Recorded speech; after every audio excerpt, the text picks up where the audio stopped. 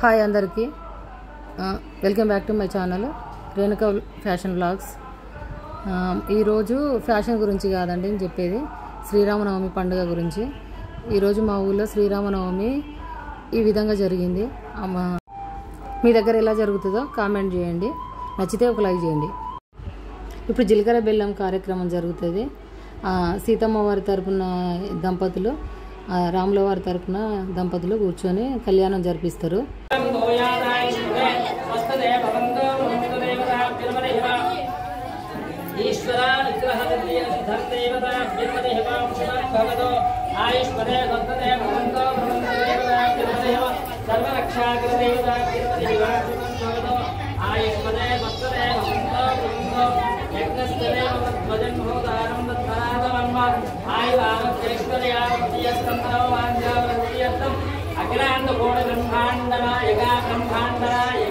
శ్రీ సీతారామచంద్ర స్వామి దేవతా తప్పుడు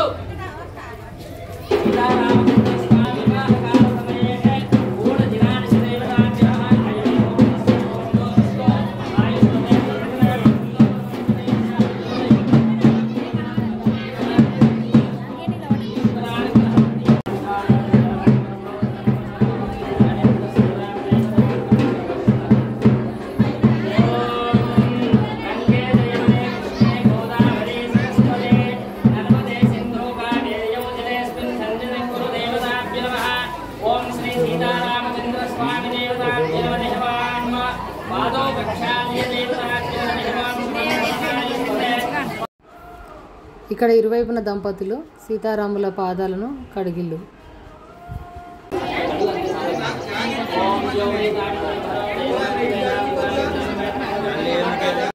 ఇక్కడ సీతారాముల పాదాలు కడిగిన నీళ్ళని అందరిపైన చల్లుతారు. ఎందుకంటే అందరికీ పుణ్యం వస్తుందనేసి, రాముల వారి పాదాలు కడిగిన నీళ్ళని అందరి నెత్తుల మీద చల్లుకోవడం వలన పుణ్యం వస్తుందనేసి అందరిపైన చల్లుతారు.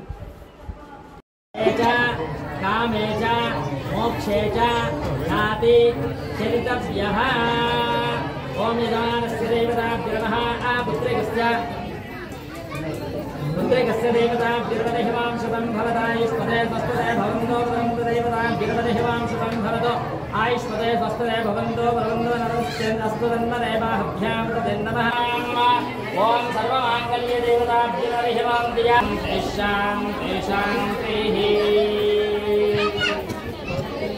ముట్టించుకున్నారు. ఇప్పుడు ఇది ఒకటి చేయండి.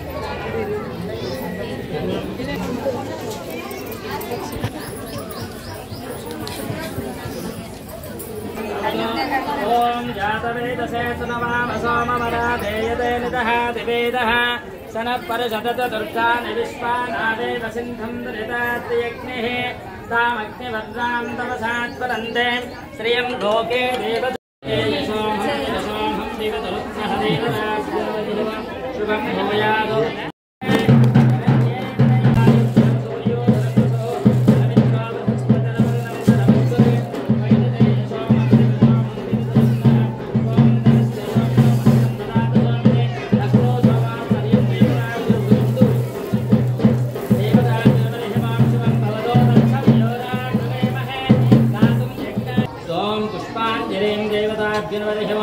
योपां पुष्पं वेद पुष्पवान् प्रजानां यो आयतनं वेद आयतनवान् भवति य एवं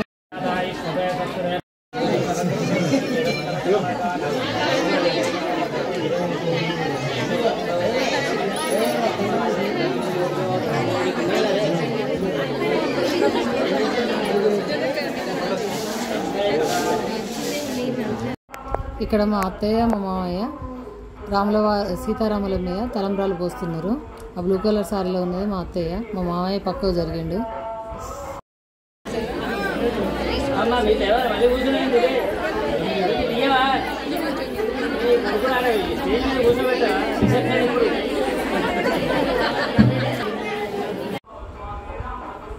ఇక్కడ సీతారాముల కళ్యాణం అయిపోయిన తర్వాత